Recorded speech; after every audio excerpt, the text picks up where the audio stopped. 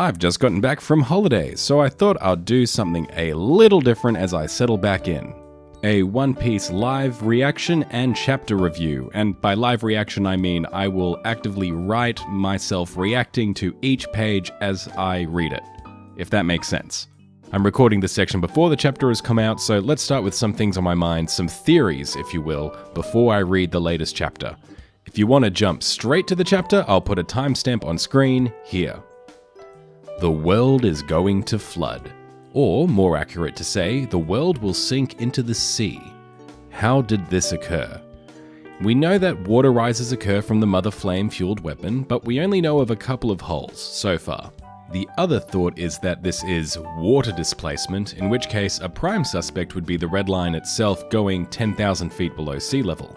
But we know the red line existed a minimum of 800 years ago when it was recorded that the nobles took it from the Lunarians, and it is implied to have existed much earlier. So did the nobles take over the red line due to the rising water levels? In which case, are the nobles actually the ones responsible for the water levels rising? Vegapunk said that we shouldn't judge his killer as evil, or as the official translation puts it, "Whoever may have rendered their judgment unto me, I am not trying to convince you that their intent is evil, because I understand too little about him to begin with." And notice how him is bolded. I think showing Saturn here is a misdirect. Vegapunk may actually be referring to Emu as the person behind the world government, or whatever he believes the entity behind the world government is. He may not know that it's Emu specifically, he may just know that there is someone or something. And that makes me wonder, are the world nobles evil for an understandable cause?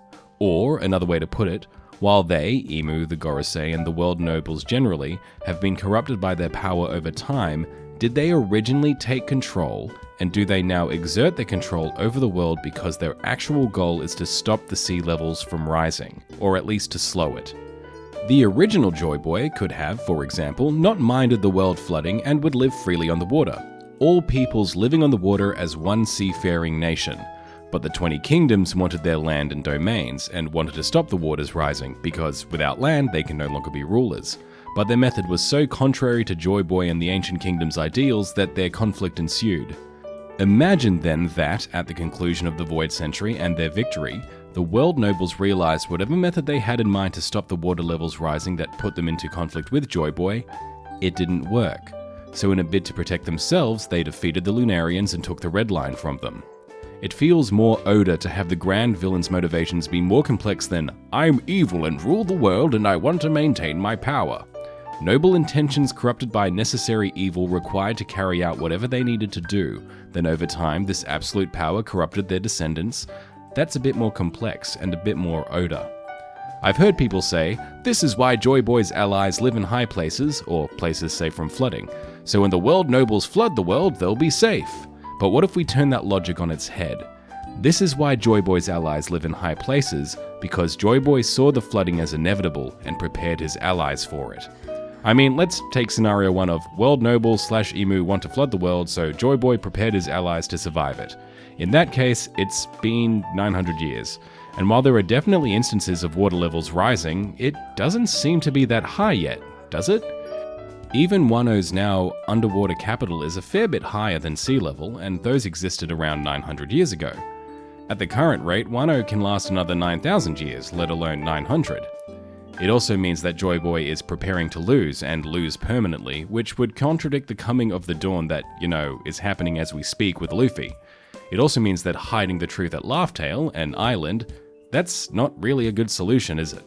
An intentional worldwide flooding would cover that up real quick, so no need for an island-destroying weapon.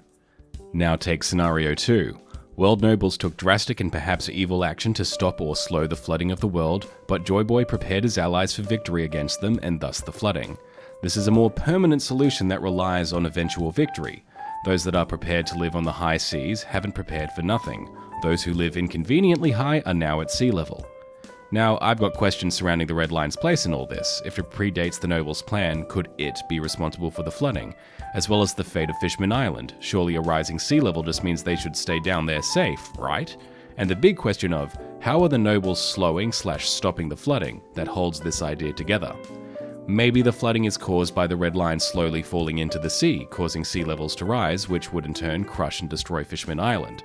The nobles have some way of stopping the red line from falling. Potentially this is Emu's power, or the secret in Mary Joie that De Flamingo said would shake the world. Final thoughts? I'm thinking of Law's water name and what importance that might hold. Also, have we been thinking about the all blue wrong? Instead of the red line falling and the oceans becoming one, could it be that the OG ocean was very concentrated in a single relatively small location? If it was like this before the flooding started, then that could be the reason that it was thought of as a legend, since the pre-flood times were so long ago. Alright, with those thoughts and theories out of the way, let's get to the chapter review. Let's see if any of my thoughts were anywhere near correct. Alright, first, it's a continuation of the cover story. We see the reveal of the task from last chapter, and it's to deliver, I guess it's Yasui's sword to Enma's shrine? My memory's a little rusty on the pre-Onigashima part of Wano, but isn't that the shrine where the shape-shifting fox kept all the weapons? So I reckon this cover story may be setting up one of two things. One, the uniting of Wano's guardian spirits in Yamato and the fox, and probably more interestingly, I think we're going to get Yamato a weapon. And Oni's mace isn't very Odin-like now, is it? So I reckon it's time to get Yamato a sword, maybe two, and become closer to her ideal of Odin. Alright, into the chapter proper. Looks like we're starting off at Navy HQ, and it looks like the Marines are taking the news mostly seriously? I think that's Hina there in the front row, and she's as stoic as ever. And who is this burger-looking Marine? Have we seen him before? Did he eat the burger fruit? And then Sakazuki, well, he looks like he's taking it very seriously. I'm not sure what to make of this expression, whether he's thinking, what does this mean, or why would the nobles hide this from me, or something else. It might be something to do with him thinking about Ohara, maybe? He was in charge there, and it could be him thinking, was this the news I carried out the destruction of Ohara for? More fuel for him to turn the Marines against the nobles, maybe. Now we get to Mocktown, and I can guess what their reaction is going to be before we turn the page. And yeah, no duh. They're mocking Vegapunk, no surprise. Interesting that they say he's trying to panic everyone, potentially a reason as to why the nobles have kept this news from everyone if I refer to my pre-chapter thoughts. They also say, how the heck is the whole world meant to sink? So maybe we actually do have to think about sinking rather than flooding? Though Water 7 is the counterpoint, as we quickly see, talking about rising tides, though funnily they think that's a localized phenomenon. I mean, on the Grand Line I guess anything is possible. And then we see a very interesting reaction. Doflamingo. Though he's sort of mocking Magellan about not being able to keep the inmates safe if the prison floods, this just gets better and better, though. That's an interesting line. Makes me think that the flooding isn't caused by the treasure in Mary Joie. Not going to immediately take that as meaning the treasure stops the flooding, but we'll read on. Oh, we get more, and this is cool. It looks like we're getting a hard number on how much sea level rise the mother flame-fueled weapon caused. 1 meter. And Doffy says most urban areas are screwed if it rose another 5. And then I think he makes an obvious implication about the red line and going somewhere up high. Now we jump to Fishman Island, which isn't that interesting. I was hoping for some indicator that sea level rises would affect them in some way, but no dice, just Neptune saying the claim is outlandish. And now back to Egghead. Marine saying the news will cause panic and chaos, yada yada yada. Come on, I want to see more of the message. Oh damn, it looks like the Gorosei really didn't like the news. The previous chapter they were like, we can't just destroy everything, we need some of it. And now they're like, nope, scorched earth right now. Of all the things Vegapunk could say, is the world sinking into the sea really the biggest red flag? Not something else like the name of the ancient kingdom or the existence of Joy Boy. We see York running around trying to stop the message. Interesting how she blames the Stella, saying, did he really spill the beans on everything? So it looks like she was synced up with the information Vegapunk is currently sharing at least, which I guess we already knew because she dobbed him into the Gorosei. Vegapunk continues his broadcast here, making a prediction about an earthquake a few days from when he has recorded the message, which I'm guessing is the destruction of Lelucia. Page turn and, oh hey, it's Smoothie and Big Mum's book-powered child whose name escapes me. I guess Oda's just showing us more locations, which is neat. We see another place which looks completely flooded as well. Oh, and that's Long Ring Longland, the dude on the stilts who looks like he's using the stilts to deal with the rising sea levels. We also catch our first post-Garb Clash look at a pretty battered Aokiji, who looks like he's got a similar expression to Akainu, though it's a bit hard to see through his glasses. Looks like Vegapunk used the destruction of Lelucia to validate his message here. He's saying, look, if that earthquake didn't happen, ignore me, which, fair enough, he may be the smartest man in the world, but adding a shorter-term prediction of the future to validate his longer-term prediction makes it more believable. Page turn, we see Brook, Chopper, Usopp, Nami, Lilith fighting against Saturn, who is vocally doing the equivalent of yelling at the television. They're like, darn you, Vegapunk, shut your face, stop talking. They look like they're managing surprisingly well, though Chopper, he does not look like he is having a good time at all. Robin is injured, but she's backing them up too. Chopper looks like he's covering Robin, and page turn, Saturn has completely ditched them.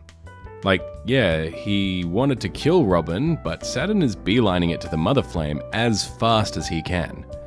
And when we see the Mother Flame, Saturn kind of recoils from it, interestingly enough. He actually changes to his human form to start destroying some sort of machine near the Mother Flame. That's super interesting. If the Gorosei are weak to the Mother Flame and the Straw Hats manage to escape with a Vegapunk who can recreate it, we might have an anti-Gorosei weapon, and maybe even an anti-Emu one. Meanwhile, Vegapunk is talking about the development of the Mother Flame, nothing we don't already know, creating everlasting energy, creating a brighter future, so on and so on. We get the Icarus reference from the chapter title as Vegapunk laments that he flew too close to the sun. Page turn, we see a close-up of the flame, and it looks a little bit devil fruity, its shape. Then we cut to the giant robot walking across the island, the Marines are powerless to stop it. Cut to Luffy, Dory and Broggy running from Top Man, Luffy back in Gear 5. Vegapunk is talking about how he shouldn't get ahead of himself and he's about to lay down some context. Oh, okay, here we go. We must address the past, specifically what happened between 900 and 800 years ago. We're seeing Mary Joie, we get a panel of Emu. The world nobles are up in arms complaining about the Marines, that death is too good for Vegapunk, though very interestingly, we see that female world noble, the first one we saw back in Sabaody so many years ago, and she says to herself, the Void Century, what is he talking about? Now that's really interesting. That could mean that, number one, the world nobles know about the Void Century, so it isn't actually a Void Century to them, they just know it as their history. Or, number two, they don't know and they don't care and they don't worry about the past for one reason or another. Or, three, a bit of both. The world nobles might be taught a false history and they don't bother to fact check. Like, the history is, you're the greatest, the world nobles do everything, the 20 kings are the best, you deserve the world. And they're like, sweet, no need to verify that information. Meanwhile, Vegapunk is describing the Void Century during his broadcast, describing the poneglyphs because, you know, the people of the world aren't mad One Piece fans like us, they have no idea about these concepts. And we see Saul sitting peacefully in a forest having a bit of a chuckle. To note here, we don't see his face, but we do see his arms, and I'm not seeing any burn marks. It looks like he's made a pretty good recovery since we saw him in Vegapunk's flashback. Potentially a point against him being the man marked by flames, though he could still have a big burn mark on his face or something. Next page, Orange Town. We see Mayor Boodle and Chocho. And I remember those names because of my Point of East Blue series. Nice. We have a little girl giving us some sort of general knowledge perspective saying that way back when 20 kings teamed up to create the world, which create the world is interesting phrasing. Boodle's pretty chill, just commenting that, I wonder if this old-timer, referring to Vegapunk, knows about any of them. Oh, and I see Chocho has a statue in the background and holding his box of pet food. I guess Oda really wanted to make that Hachiko comparison undeniable. One random panel of it's Amazon Lily, nothing interesting, just some familiar faces from when Luffy was there, just showing that this broadcast is hitting literally everywhere on Earth. We're cutting back to Vegapunk talking about his second sin, his first creating the Mother Flame. He learned how to decipher the poneglyphs and he deciphered some of them. We see Robin with a ... speech bubble. I wonder what she's thinking here. Regret that she's being told this information rather than finding out herself. Happiness that somebody else has learned to read the poneglyphs, and the fact that Vegapunk was able to learn means it's not a dead skill. Either way, next page. Ooh, that's a nice line. History is a story after all. Stocks in the One Piece literally being a story about the One Piece world's equivalent of One Piece, the real-life manga, just gained a few points. But we're seeing the Labosphere moving now, or expanding, it looks like. Brooke is describing how Edison mentioned this. Apparently, I don't remember, it could have been off-screen or off-page. And we see a beaten up but still alive Edison at the base of the labosphere doing some sort of technology stuff. Either way, he's doing a heroic sacrifice, staying behind on the island and moving the labosphere to the edge of the island. Looks like no flying robots required to escape, though now they'll have to move the ship to the edge again. Next page, double page spread. Vegapunk says that he knows only fragments of the Void Century, which is good. We want Robin to be the one to uncover the full truth of it. And Vegapunk says he won't speculate and only say the facts he knows. Which, haha, Oda, I know.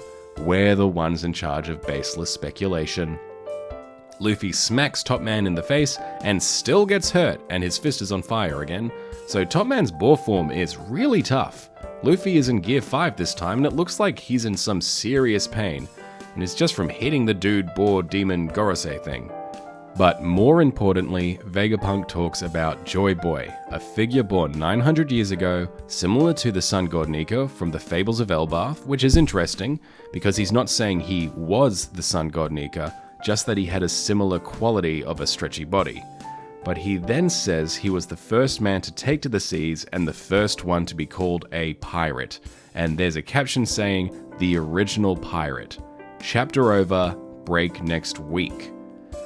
Whew, let me digest this chapter and get some initial thoughts out.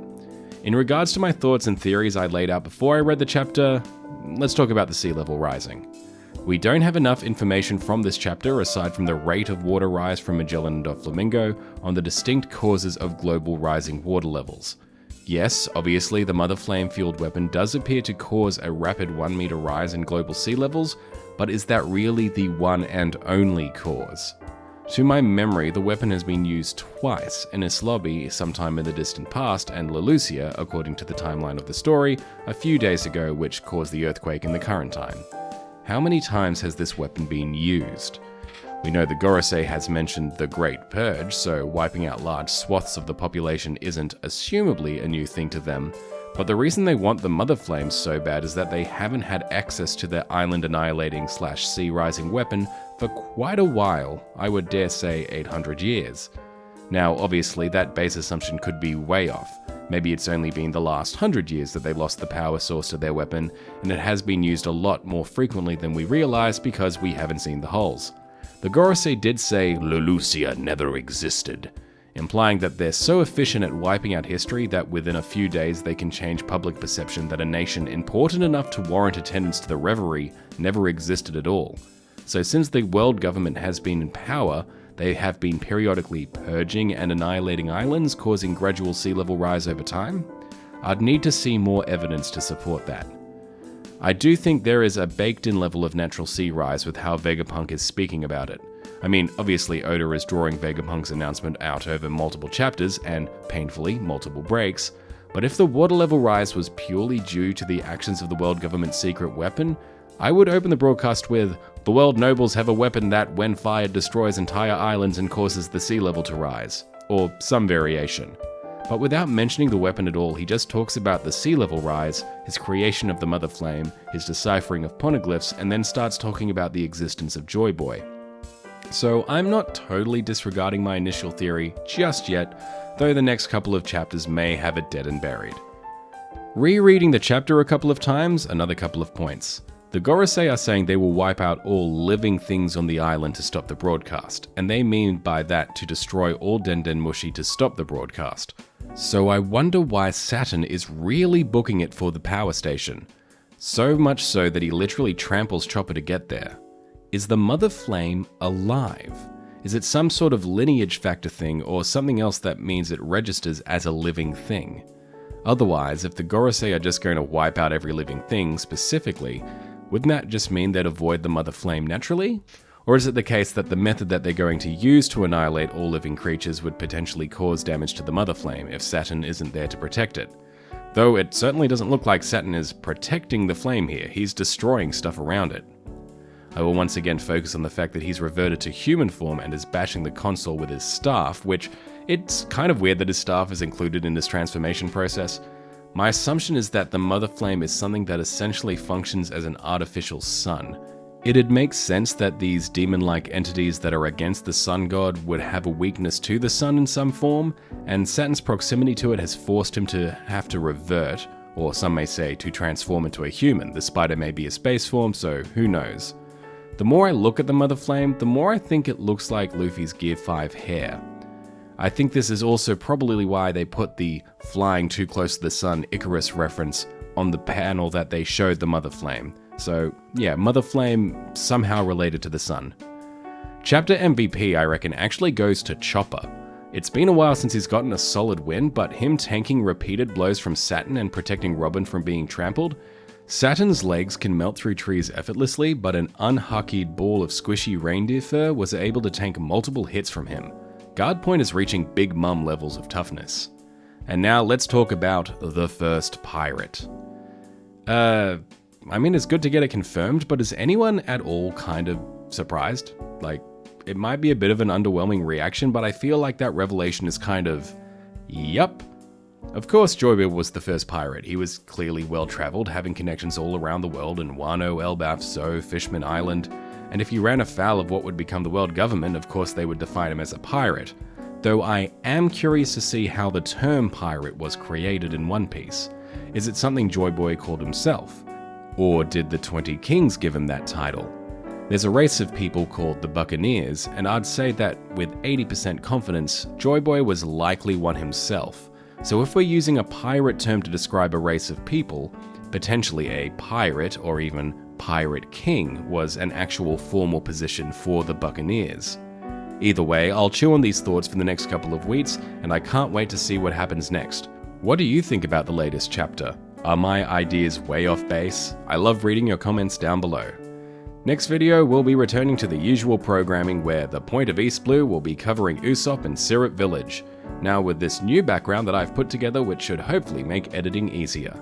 If you've enjoyed this chapter first reaction and review, let me know, and remember, it's not I attempt new things, it's we attempt new things. Thanks for watching, and I hope you have a fruitful day.